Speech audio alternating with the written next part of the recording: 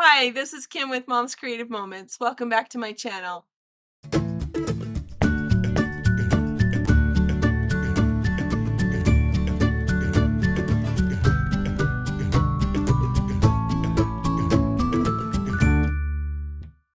So today I am bringing you a flip through of volume 2 of my Ireland series. I thought I had already done this a while back, and so I apologize. I feel like I really lag when it comes to showing you the finished product, and I don't mean to. It's just I by the time I have finished the titles and done all the journaling and you know been through it, I don't know. For some reason, I thought I had already posted this, but someone brought it to our attention that I did not. So I must have put it in the virtual crop um, flip through thing at the end of the month and thought that I had posted it to my YouTube page as well. Anyway, long story short, we've got it for you today. I hope you enjoy it. Um, Pretty much every one of the layouts in this album are on my channel, or at least they were posted there originally. I've noticed that some of my videos from previous series that I've done, the videos are no longer showing up on YouTube, and I don't know what the reason is behind that, but I will try to figure that out. But in the meantime, you should be able to access most of these for Ireland. So let's check it out. I think you're gonna really like how it all came together. Let's look at my workspace and we'll get started. All right, so this is volume 2 of my Ireland albums. We think there's going to be end up being 4 of them. I have so many pictures from this trip, but so the title pages for all the albums are the same except for the number here, which will change. Um, and I did do the title um, and the lettering on my using my Cricut, but I used my jumbo circle cutter to make the rainbow. Um, Actually, I take that back. No, I'm sorry. I used my CM circle cutter, not the CCS, to make this. So anyway, um, most of the layouts that are in this album are either my own or are taken from virtual crop sketches, um, or came from the 52 project recipe layouts. Um, and if you, I have a channel where I do a lot of these layouts, so um, you may be familiar with them already. We went to the Rock of Cashel and visited there. Took a tour. Following the tour, this is a cathedral that was the original portions of this cathedral were built in 1100, so really, really old. And then other portions were built further along, and there are other stories that go with all of these photos. And the tour was excellent. If you go visit the Rock of Cashel, I highly recommend the tour. This is the building off to the side, and I made my own border over here to match the architecture inside of the it was called the Vicar's Chorale. The Chorale. I'm not sure how to say that exactly. Then we had a little bit of an incident, and my daughter was playing around and following an adage that the tour guide had mentioned about a cross similar to this, not this one exactly. It was actually this right here, which is a replica of an old one. And there was a fable that if you hopped around that then let's see, if you hopped all the way around, hopping 9 times, or I can't remember exactly how it goes, but something about hopping around it counterclockwise, that you would be married within a year. And my daughter said, that sounds cool to me. So she tried it, and about halfway around, she slipped on the edge of these stairs right here on the side and twisted her ankle and ended up laying downward, on a downward slant. And these lovely ladies were so sweet to her.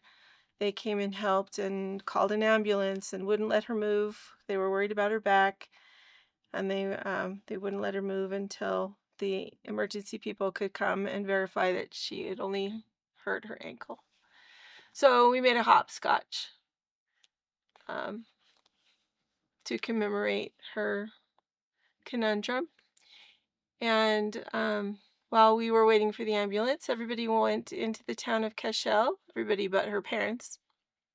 My husband and I waited with her for the ambulance, but everybody else in our group went and got lunch and experienced the town of Cashel, which is a cute little place if you've never been there before. And they found a really nice little place to grab some lunch and brought us back some food, which was really nice. And then we went on to our hotel. And while we were at the hotel, the receptionist gave us a phone number to be able to call a pharmacy that might be able to provide us with some crutches. And then she said, but before you call, I'm going to go home and check and see if I have some. And she went home and that evening delivered us these crutches for her to use for the duration of our trip, which was so sweet. And our tour guide brought them back to her on his next tour through, which was so lovely in this quaint little town of Kinsale. The people were just amazing. The people we encountered over here were just sweet as can be. Really went out of their way to help us and make us feel like we were meant to be there, which was so lovely. We went and walked about the town, which was a lovely place, seaside little village with its eclectic, views, which was kind of fun, very charming. And then we drove from there to Blarney. And Blarney is, they call it Blarney Castle and Gardens. And the Blarney Castle sits right here in the center. And this whole area is the grounds. And you enter like up here. So there is a lot to see there. A lot. I think the whole rest of this album is photos from Blarney. For the first thing you see is this amazing tree, which I didn't get the whole tree in one photo. So that's why you see bits and pieces of it. It was huge, to say the least. And they had built this little wall around it to give people a place to sit. You can see it extends like way out here. It wasn't that it was super tall, but it was just so wide. It was amazing. I still don't know exactly what kind of tree it was, but it was really amazing. This was our first glimpse of the castle. Other photos of the castle from far away. And then the first stop was the dungeon, of all things, but that's the first thing that the path leads you to, is the dungeon. My husband rolled Emily in a wheelchair for a portion of the day. We brought her crutches just in case she wanted them, and she used them a few times, but we also wheeled her around in a wheelchair that we happened to have along. We brought the wheelchair for my mom, or possibly for me if our backs couldn't handle all the walking, but it ended up being all Emily's. This is the crest, the Blarney crest. Kind of cool stuff. And then they had these cool stocks that you could pretend that you were in trouble. And so I had, this is one of my designs. So um, all of the family members that decided to try it out, we got their picture in the stocks. Inside the castle, trying to get to the Blarney Stone is quite a feat. So you have to climb a very tall set of stairs, first of all, and then you have to climb even more stairs. So you're going all the way up to the very top of the castle, right there. You can see that without the glare. That little opening right there that you see, that is not the Blarney Stone. The Blarney Stone's on the outside edge of that. So you'll see here in just a second. The steps going up to it were kind of half steps. You could only put like the ball of your foot on each step because it wasn't deep enough to put much else. And my son is, not a skinny guy, but he's not super heavyweight either. And you can see it was a really narrow, confining space. So I'm just want you to know, if you're going to take this trip, you should be aware of that. And you climb all the way to the very top, and then you form a line all the way around the perimeter of the castle to get to the Blarney Stone, which is over here on the end. My peekaboo pockets are not put in because I'm waiting on my page protectors, and I have several little hidden journal journal boxes in here as well. So this is my husband. You lay down on your back and bend backwards and upside down and hold onto these bars to kiss that stone, and that's the Blarney Stone. But then if you do that and you pay them $10 or something, I can't remember how much it was, he got a 5x7 and a certificate that said that he kissed the Blarney Stone. This is my cousin. This is my daughter. I didn't get a picture of my son. And I didn't do it, so there is no picture of me. Up there on that same top little ledge is the bell tower, so that was kind of another cool thing. And at the gift shop, we got some seeds, so we could plant shamrocks, or we could plant flowers and other things. So really cool.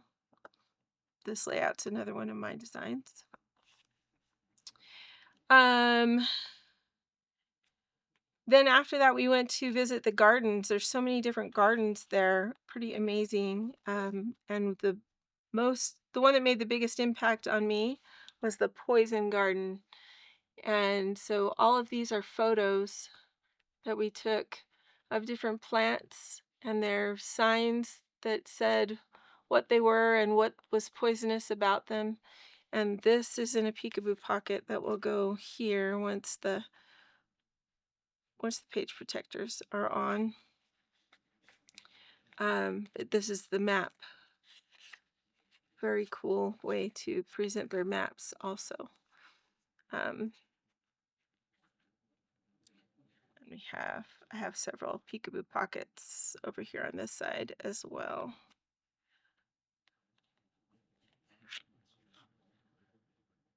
The yew tree. This is a yew tree, if you've never seen one before. They had several on in the gardens surrounding the castle.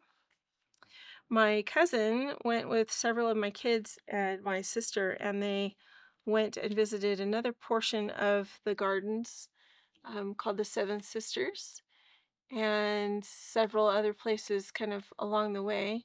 They found this rock that fell, and when it fell and landed exactly centered on this other rock, so that it teeters now and then, but for the most part, it's very stable on that rock. and my daughter decided to test it and go stand underneath it. Fortunately, I wasn't there with her. Don't think I would have been too excited that she did that. Then there were these wishing steps that have a fable that goes along with them. It's my cute cousin who came on that trip. This is my daughter Haley, the one who decided to sandwich herself in the dolmen on that other page. This is another yew tree at the witch's kitchen. Kind of a cool, really cool tree above an area that's sort of dug out back in here. And then there was a druid's cave, which was very short. My even my short family members were having to kind of duck. This is my oldest daughter, and she is 5'4"? I want to say 5'4", and she was having to duck. So was my sister. And then they visited a place called the Seven Sisters, and the Seven Sisters is this kind of circle of stones, and two of them are laying down, and there's a story that goes along with that as to why two of them are laid down. And the two that are laying down represent the brothers of the family that of the King of Munster. The two brothers died and left only the sisters, and so the standing stones represent the sisters, and the two that are laying down represent the brothers. These were taken at the little gift shop and coffee shop kind of at the beginning, back at the beginning of the entrance, where we waited for them while they went on their walkabout. And I was excited to finally get to use these borders that I made for National Scrapbook Day last year, a couple of years ago. Can't remember when we had the gnomes, but anyway. Then we walked across the street to the Blarney Woolen Mills, and oh my gosh, that was so fun. 3 stories, and we went through all 3 stories looking at all of the wonderful wool things that they had there. They didn't have just wool things, they also had Irish lace, and I came home with a beautiful tablecloth that's linen and Irish tatted lace. And many of us came home with sweaters, and my husband and son ended up with flat caps, and it was just a super fun. Here's my tablecloth, part of it. It was a super fun experience. There's another peekaboo pocket that'll go on top of there. And we had lunch at the restaurant that was right next to it, cafeteria style. My husband said that was the best lunch he'd ever had, and I don't know why, but it was a lot like our Thanksgiving dinner. It was roast turkey and honey, glazed ham, sage and onion stuffing, and cranberry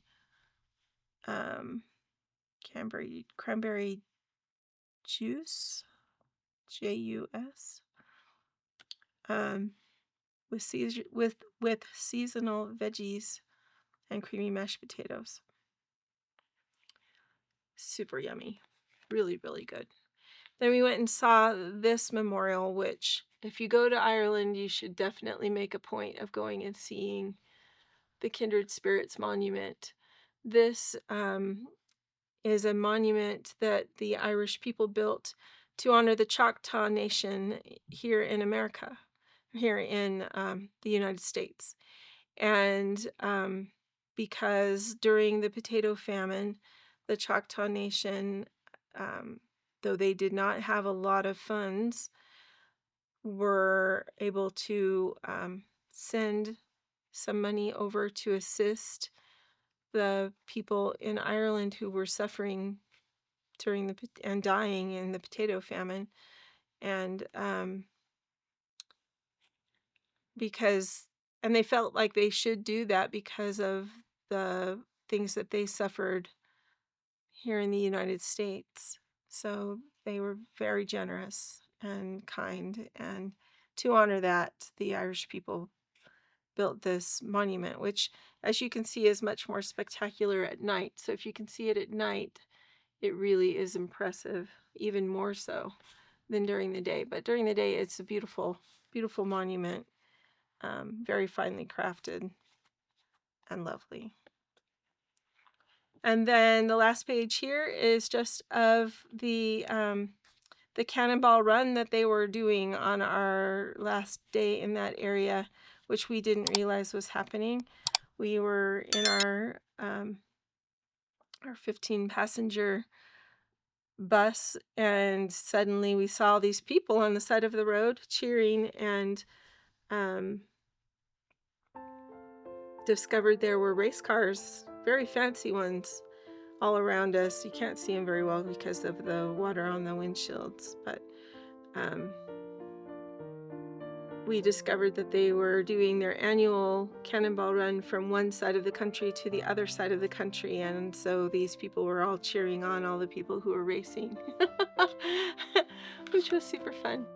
Anyway, I'm continuing to work on volume 3, and it'll be a while before I get back to you with another one of these, so I hope that was fun. Thanks so much for watching. Have a great day.